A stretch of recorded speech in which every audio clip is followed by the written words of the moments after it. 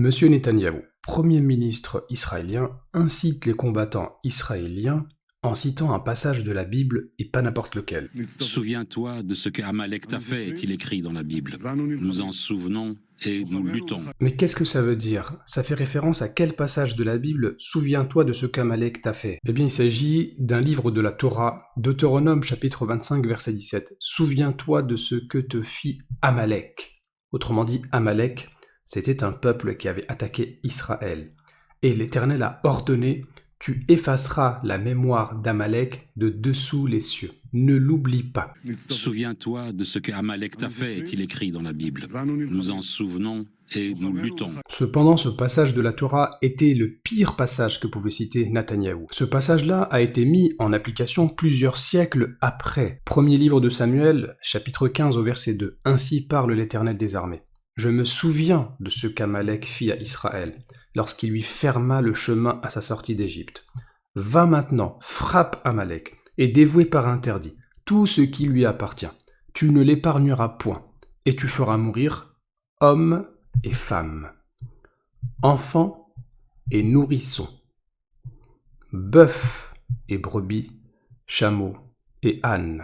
Souviens-toi de ce que Amalek t'a fait, est-il écrit dans la Bible. Nous en souvenons et nous luttons. Autrement dit, Netanyahou, qui est quand même le premier ministre d'Israël, il est en train d'appliquer un passage qui concerne Amalek sur Gaza. Et après, on s'étonne qu'il y ait parmi les Palestiniens plus de 4000 enfants tués. En disant « Souviens-toi d'Amalek », c'était le pire passage de la Bible qu'il pouvait citer. Nos soldats sont vraiment courageux. Ils sont à Gaza, autour de Gaza, et sur tous les fronts autour d'Israël, avec une continuation d'une chaîne de héros d'Israël, Yeshua bin Nun. D'ailleurs, ils viennent de nous parler de Josué, Josué fils de Nun. Mais c'est qui Josué fils de Nun? Quel était son rôle? Deutéronome chapitre 20 verset 16. Mais dans les villes de ces peuples dont l'Éternel ton Dieu te donne le pays pour héritage, tu ne laisseras la vie à rien de ceux qui respirent.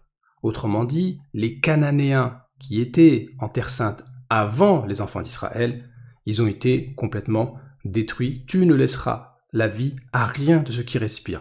Mais qui c'est qui a mis en application ce verset? Eh bien, c'était Yeshua bin Nun. Prenons le livre 2, Yeshua bin Nun. au chapitre 6, verset 21. Et ils dévouèrent par interdit, au fil de l'épée, tout ce qui était dans la ville, hommes et femmes, enfants et vieillards, jusqu'aux bœufs, aux brebis et aux ânes. Donc, autrement dit, dans la même phrase, Netanyahou, il va inciter les soldats à se souvenir d'Amalek et par conséquent, selon la Bible, à effacer les femmes et les enfants. Et juste après, il va nous parler des héros d'Israël, dont Josué, qui a aussi éliminé des femmes et des enfants. Donc, soit Netanyahou, il est conscient des passages de la Bible qu'il cite, et à ce moment-là, il est responsable de tout ce qui se passe, soit Netanyahou, il est complètement ignorant de la Bible, mais alors malgré lui, il va quand même inciter les gens à faire n'importe quoi. Puisqu'imaginez un soldat qui va écouter Netanyahou, souviens-toi d'Amalek, il va regarder, je me souviens, Amalek,